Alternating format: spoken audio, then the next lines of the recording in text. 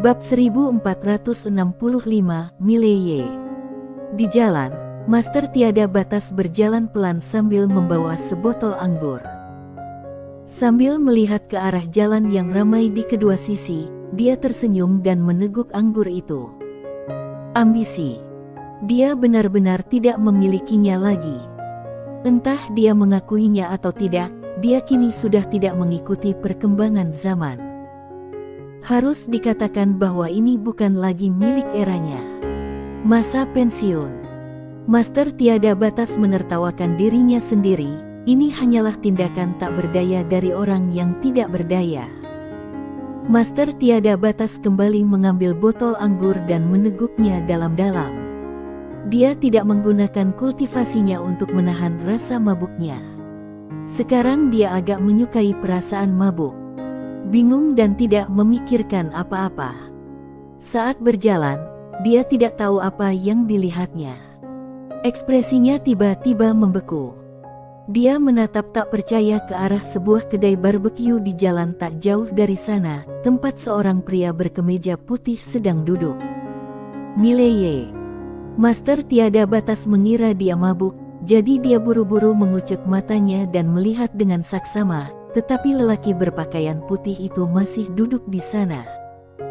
Master tiada batas segera menggunakan energi Swan untuk mengusir efek alkohol, tetapi lelaki berbaju putih itu masih duduk di sana.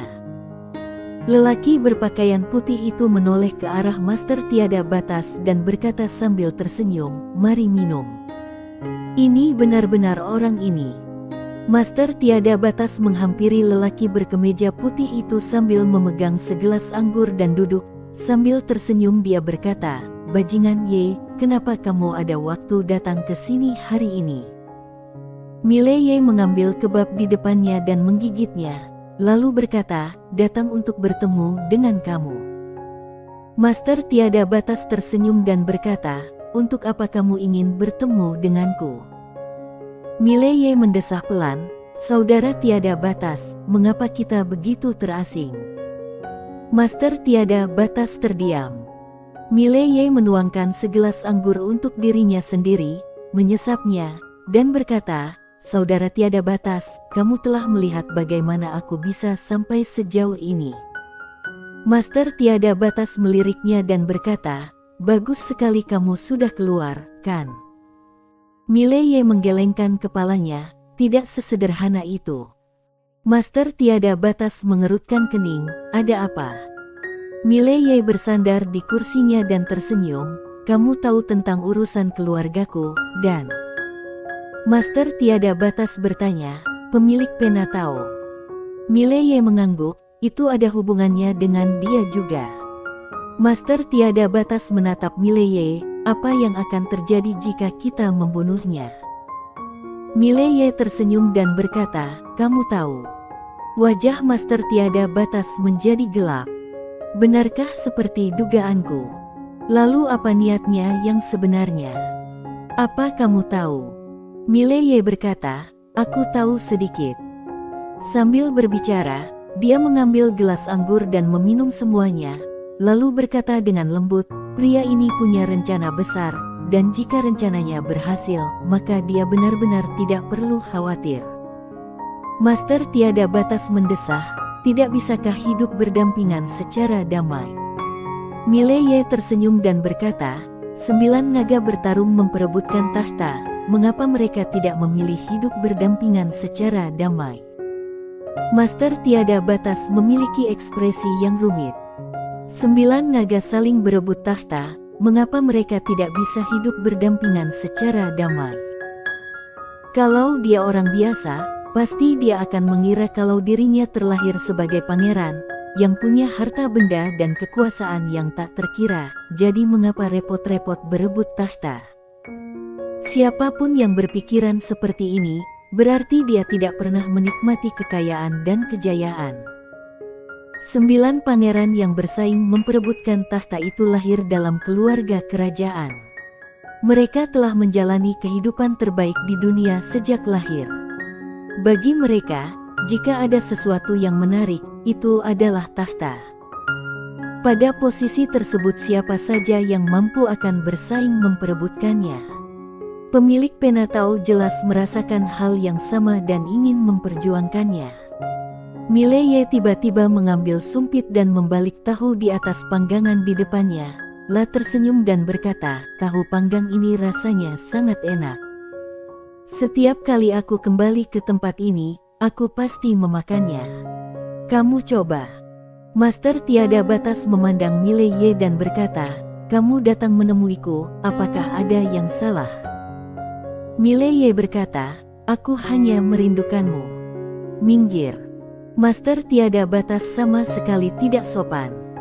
Mileye tertawa. Master Tiada Batas mengambil sepotong tahu dengan sumpit, mencelupkannya ke dalam bubuk cabai, lalu memasukkannya ke dalam mulut, katakan. Mileye berkata, aku datang ke sini kali ini untuk meminta bantuanmu. Master Tiada Batas memutar matanya, kamu ingin bantuanku? Lihat keadaanku saat ini, apa yang bisa kubantu? Mileye berkata, kamu bisa melakukannya. Master Tiada Batas menatapnya dan berkata, apa yang bisa kulakukan untukmu? Kamu ceritakan dulu padaku. Mileye berkata, apa tatapan matamu itu? Apakah aku akan menipumu? Master Tiada Batas berkata tanpa ragu, ya. Mileye. Master Tiada Batas mengambil tusuk daging panggang dan mulai memakannya. Silakan. Tapi jangan salahkan aku karena tidak memberitahumu sebelumnya. Kemampuanku terbatas sekarang. Jika kamu ingin aku membawamu untuk mencuci kakimu, tidak apa-apa. Tapi jika kamu ingin aku membantumu bertarung, lebih baik kamu tidak usah repot-repot. Mileye tersenyum dan berkata, ada semacam keberuntungan di dunia ini, yang merupakan keberuntungan terkuat di dunia. Tahukah kamu apa itu? Master Tiada Batas menatap Mileye, dan Mileye tersenyum dan berkata, aku memiliki keberuntungan seperti ini, dan kamu juga memiliki keberuntungan seperti ini. Kematianmu terakhir kali hanyalah seseorang sedang mengujimu, menguji seberapa besar keberuntunganmu. Master Tiada Batas memandang Mileye, apakah dunia ini benar-benar seperti itu? Mileye berkata, benar atau salah, salah atau benar, itu tidak penting. Yang penting adalah bahwa hanya ketika kamu sangat salah, kamu memenuhi syarat untuk menyentuh kebenaran. Pada titik ini, dia melihat sekeliling dan berkata, sama seperti tempat ini, hanya ketika kamu mencapai puncak kekuasaan di dunia ini, kamu akan memenuhi syarat untuk memahami banyak kebenaran. Jika tidak, apa yang kamu lihat adalah apa yang ditunjukkan oleh atasan kepada kamu, dan apa yang tidak ditunjukkan oleh atasan kepada kamu, kamu tidak akan pernah melihatnya dalam hidup kamu. Master Tiada Batas menyesap anggur dan bertanya, apa yang kamu ingin aku lakukan? Mileye tidak berbicara, tetapi mengeluarkan cincin penyimpanan dan meletakkannya di depan Master Tiada Batas. Aku ingin kamu membantuku melakukan 3 hal. Ketiga hal ini tidak mudah dilakukan, dan masing-masing sangat berbahaya. Master Tiada Batas menatap Mileye, bisakah aku menolak? Mileye tersenyum dan berkata, aku hanya punya beberapa saudara dalam hidupku, dan kamu adalah salah satunya. Jika kamu tidak membantuku, aku benar-benar tidak tahu harus meminta bantuan kepada siapa. Master Tiada Batas terdiam. Mileye mengeluarkan uang kertas dan meletakkannya di atas meja, bos, bayar. Setelah mengatakan itu, dia berdiri dan pergi. Setelah berjalan beberapa langkah, dia berkata, tiada batas, ada teknik di dalam cincin penyimpanan, teknik tanpa batas atas. Master Tiada Batas berkata dengan tenang, aku tidak peduli. Aku seorang jenius alami. Bukankah mudah bagiku untuk menciptakan keterampilanku sendiri? Mileye berkata, teknik itu ditulis oleh Destri. Master Tiada Batas meraih cincin penyimpanan itu. Haha. Di kejauhan, Mileye tertawa. Master Tiada Batas berkata, kemana kamu pergi? Mileye berkata, pergilah ke tempat yang seharusnya aku tuju. Aku sama sepertimu. Era ini bukan lagi milikku. Master Tiada Batas terdiam cukup lama. Setelah itu, dia melihat cincin penyimpanan di tangannya, dan tatapan rumit melintas di matanya. Terima kasih. Bagaimana mungkin dia tidak mengerti? Mana perlu bantuan Master Tiada Batas? Ini jelas membantu Master Tiada Batas. Master Tiada Batas menghabiskan anggur dalam botol itu dalam sekali teguk, lalu dia mengeluarkan setumpuk besar uang kertas dan menaruhnya di atas meja. Bos, aku akan membayar semua pengeluaran hari ini. Sang bos menatapnya dengan acuh tak acuh. Master Tiada Batas menemukan bahwa suara bosnya sangat buruk. Hanya satu meja dia. Master Tiada Batas agak malu. Brengsek. Ini tidak bisa pamer dengan benar. Lakukan lagi. Master Tiada Batas mengeluarkan sebuah kartu dan meletakkannya di atas meja, sambil berkata dengan tenang, Bos, aku akan membeli restoran barbecue kamu. Kamu bisa kembali dan menikmati masa pensiun kamu. Bos itu bergegas keluar sambil memegang pisau dapur. Kamu pamer setelah minum beberapa teguk air kencing kuda, kan? Ekonomi sedang buruk sekarang, aku sudah sangat menderita, dan kamu masih mengolok-olokku. Apa kamu punya rasa kemanusiaan? Jangan lari. Master Tiada Batas. Alam semesta utama. Di suatu pegunungan yang tiada batas, seorang pria berjalan. Orang ini tidak lain adalah Dewa Tua. Dewa Tua itu berjalan melintasi pegunungan yang tiada batas. Setelah waktu yang tidak diketahui, dia berhenti. Di ujung pandangannya, ada polarsi yang menjulang ke langit. Pilar batu itu menjulang dari tanah dan langsung menuju langit, seolah-olah menopang langit dan bumi. Setelah Dewa Tua itu berhenti, dia perlahan berjalan menuju polarsi.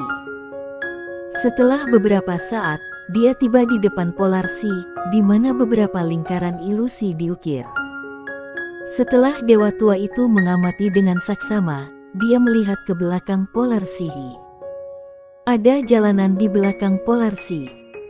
Di ujung jalanan, ada gerbang batu. Gerbang batu itu juga tingginya hampir 10.000 kaki, berdiri di antara langit dan bumi dengan megah. Pada saat ini, tiba-tiba terdengar langkah kaki dari belakang Dewa Tua itu. Dewa Tua itu berbalik dan melihat bahwa orang yang datang adalah pemilik Penatao. Pemilik Penatao tersenyum dan berkata, "Kita bertemu lagi." Dewa Tua itu tersenyum dan berkata, "Itu tidak mungkin kebetulan, kan?" Pemilik Penatao berkata, "Aku datang ke sini khusus untuk menemui kamu." Dewa Tua itu berkata, "Ada apa?" Pemilik Penatao memandang gerbang batu di kejauhan dan bertanya, "Tahukah kamu apa yang ada di balik gerbang batu itu?" Dewa Tua itu menggelengkan kepalanya dan berkata, "Aku tidak tahu. Aku datang ke sini karena penguasa bersama alam semesta memintaku untuk datang ke sini dan melihatnya." Sang pemilik Penatao menatap Dewa Tua itu, "Kalau begitu, tahukah kamu jati diri sebenarnya dari penguasa bersama alam semesta?" Dewa Tua itu berkata, "Aku tidak tahu." Pemilik Penatao tertawa dan berkata, "Identitasnya tidak sesederhana yang terlihat." Dewa Tua itu tersenyum dan berkata, "Jangan bertele-tele. Katakan saja apa yang ingin kamu katakan." Pemilik Penatao berkata, "Aku ingin kamu melakukan sesuatu untuk aku." Dewa Tua itu berkata, "Apakah ini ada hubungannya dengan saudara Ye?" Sang pemilik Penatao mengangguk, "Ya." Dewa Tua itu hanya menggelengkan kepalanya, "Tidak." Pemilik Penatao berkata, "Aku belum mengajukan penawaran." Dewa Tua itu tersenyum dan berkata, "Aku tidak akan melakukan apapun dalam kondisi apapun." Sang pemilik Penatao menatapnya, "Bagaimana jika itu adalah sutra menghancur tembok?" Sambil berbicara, tanpa menunggu Dewa Tua itu berbicara, dia menambahkan, "Sutra mendobrak tembok yang lengkap." Setelah berkata demikian, dia menatap dewa tua itu. Dewa tua itu tertawa, apakah sutra menghancur tembok sangat kuat? Pemilik pena Tao menatapnya tanpa berkata apa-apa. Dewa tua itu menggelengkan kepalanya. Pemilik pena Tao, kamu adalah orang yang sangat kuat, aku tahu tidak bisa mengalahkan kamu. Tetapi, apa yang menjadi milik aku adalah milik aku. Aku tidak akan pernah memaksakan apa yang bukan milik aku, apalagi menggunakan cara apapun untuk mendapatkannya. Setelah berkata demikian, dia berbalik dan berjalan menuju gerbang batu. Sang pemilik pena Tao bertanya, tahukah kamu nilai dari sutra mendobrak tembok yang lengkap? Dewa tua itu bahkan tidak menoleh ke belakang. Jagalah hatimu yang tulus, pikiran palsu tidak akan muncul, Tao Agung akan bertahan selamanya, mengapa mencari di luar? Bersambung.